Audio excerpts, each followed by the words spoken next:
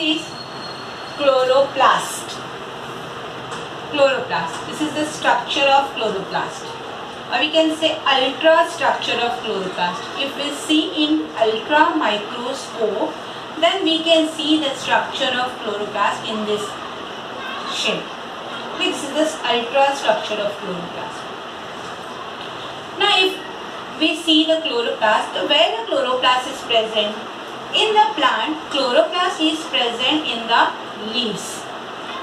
And where in the leaf? In the mesophyll cells of the leaves. Okay? Chloroplasts are present in the mesophyll cells of the leaf.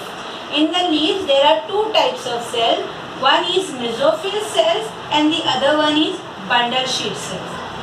And these chloroplasts are present in the mesophyll cells.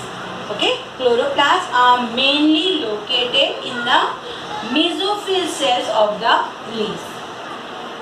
Then how water and carbon dioxide reaches this mesophyll part, mesophyll cell part? See how the carbon dioxide reaches. Carbon dioxide reaches through the stomata of the leaf. In the leaf, stomata is present and this stomata opens and closes at regular interval of time. So when stomata open, this carbon dioxide enters the leaf. Okay? When stomata opens, then this carbon dioxide enters them. Okay? And water. How water reaches? Water reaches through the veins, that is xylem. Water is passed through xylem. No? So water reaches through the xylem to the mesophyll cells of the leaves. Okay? Now shape. What is the shape of this chloroplast? In higher plants, the shape of the chloroplast, these are discoid shape. The shape of the chloroplast is discoid shape, or we can say lens shape. The shape of the chloroplast is lens shape in the higher plants. Then if we see this chloroplast is bound by double membrane. You can see double membrane is present. Each chloroplast is bound by double membrane. You can see these two membranes are present. Okay? Chloroplast is bound by double membrane.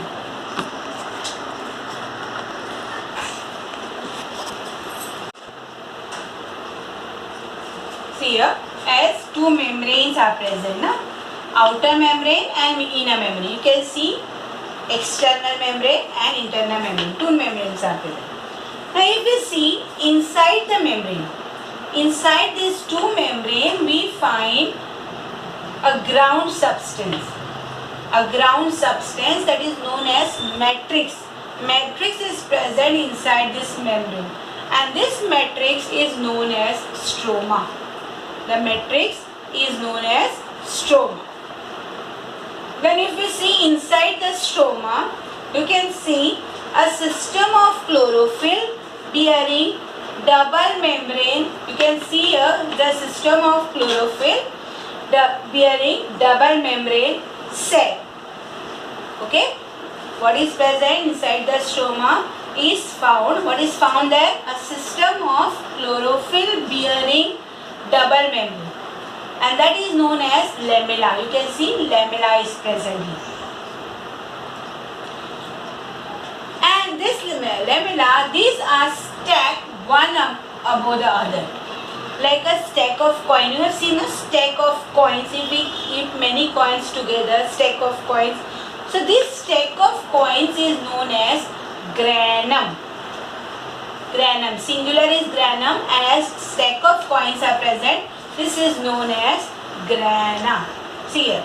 Singular is granum, and if many present, that is known as grana. And if we see an individual sac which is present in each granum, that sac is known as thylakoid. Okay, this is known as thylakoid. Individual sac in each granum, it is known as thylakoids. Okay, inside the membrane stroma is present, that is the matrix. Then in the stroma lamella is present. Then lamella, these are stacked one above the other to form the granum, then singular granum. The individual sac of this granum is known as thylakoid. All the pigments, see grana, that's individual sac of the grana is known as thylakoid. Right? So all the pigments like chlorophylls, carotenes, xanthophylls, these everything are present in the thylakoid.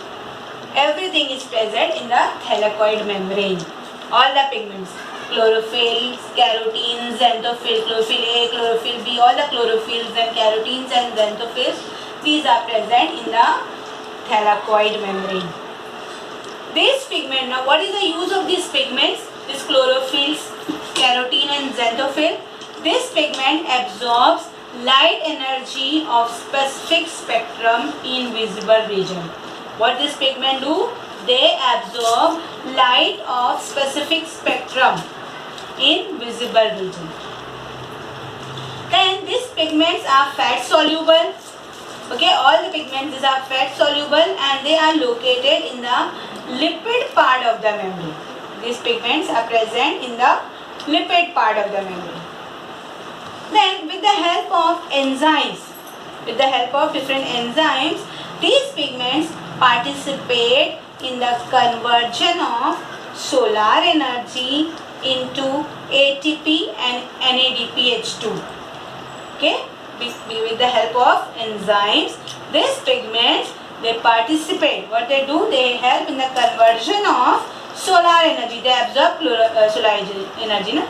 So since solar energy is converted into ATP, that is adenosine triphosphate, and NADPH2, that is nicotine amide adenine dinucleotide phosphate. Then the enzymes of stroma. The enzymes of stroma, they utilize this ATP and NADPH2 to produce carbohydrates. Now what is done finally? The enzymes of stroma, the stroma part, the enzyme, that is the matrix part. So in the matrix also enzymes are present. So enzymes of this stroma, what they do? They utilize this ATP and NADPH2 to produce what? To produce the final product is our carbohydrates. Okay. Thank you.